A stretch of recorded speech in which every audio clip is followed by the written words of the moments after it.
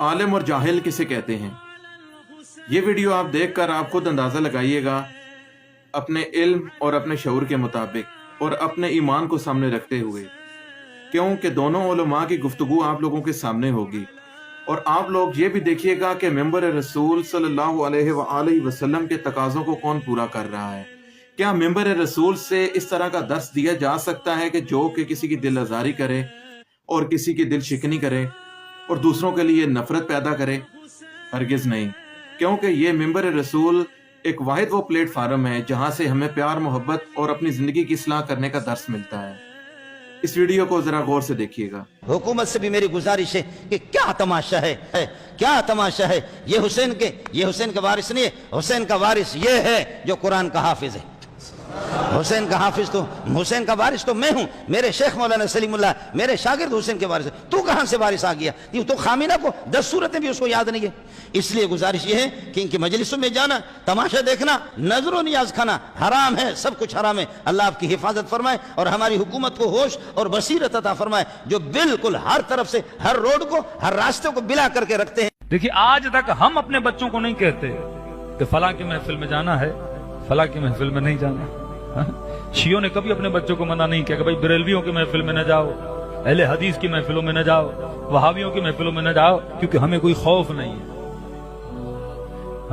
آپ نے اپنے بچے کو معیار دیا علی بن ابی طالب والا، آپ نے اپنے بچے کو بولا کہ تیرا امام کون ہے؟ علی بن ابی طالب۔ اب ہمیں یقین ہے یہ کہیں بھی جائے اسے کوئی ایسا رول ماڈل کوئی دے نہیں سکتا جو علی سے بہتر ہو۔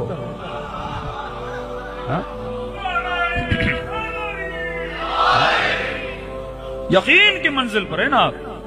ہم نے اپنی بچیوں کو سیدہ فاطمہ زہرا کا رول ماڈل دیا، محمد۔ ہم نے نہیں، اللہ نے رول ماڈل دیا، ہم نے صرف اس کو صحیح جگہ پہ لا کے بٹھا دیا۔ لیکن آپ کا مخالف کتنا پریشان ہے، جھوٹ پہ جھوٹ، پروپیگنڈا پہ پروپیگنڈا۔ ان کی مجلسوں میں نہ جانا بدعت ہے، ان کا نیاز نہ کھانا خدا نہ خاصہ پتہ نہیں یہ لوگ کیا ملاتے ہیں۔ اور یہاں تک بول دیا شیعہ جادو کر رہے ہیں کہ ایک بار بندہ گیا تو پھر واپس نہیں آتا۔ ان کی محفل یہ پروپیگنڈا کیوں کیا جاتا ہے؟ پرانے زمانے سے ایون یہ بھی نہیں کہ مجلس میں نہیں جانا، ان کے گھروں کی قریب سے بھی نہ گزرنا، ان کی امام بارگاہوں کے قریب سے بھی نہ گزرنا۔ کہ بھائی کیوں؟ کہ اوپر علم لگا ہے، سایہ پڑے گا نکاح ٹوٹ جائے گا۔ کتنا ڈرایا گیا نسلوں کو، اور کئی ایسے بیچارے تھے جن کے نکاح ٹوٹ گئے، فائدہ تو ان کے مولویوں کا ہوا۔ ہمارے یہاں 3 طلاقوں کے بعد حلالہ، ان کا پہلی کے بعد بھی ہو جاتا ہے۔ یعنی دین فروش ملا صرف پروپیگنڈے کے لیے اپنی نسلوں کو تباہ و برباد کیا، لوگوں کے ایمان، ان کے ناموس، ان کی غیرت کو مٹی میں ملا دیا، صرف یہ کہ تم علم کے نیچے سے گزرے ہو، بھئی کس آیت کے مطابق، کس حدیث کے مطابق کسی کا نکاح ٹوٹتا ہے۔ لیکن یہ خوف تھا کہ اگر یہ مکتب اہل بیت کے قریب گئے، اور یہاں جو سنت ہمیں رسول اور اہل رسول نے سکھائی ہے کہ بھائی جہاں مجلس ہو وہاں پہ نظر و نیاز بھی ہو۔ نظر و نیاز کا فلسفہ دعوت ذوالعشیرہ سے شروع ہوا کہ جس کو بھی دعوت حق دینی ہے، دعوت کے بعد اسے کچھ نہ کچھ کھلایا کرو۔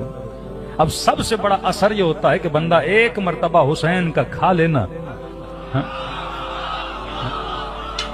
خون میں نمک حلالی تو ویسے ہی چلی جاتی ہے نا، ویسے ہی مولا حسین کے گن گیت گاتا رہے گا نا۔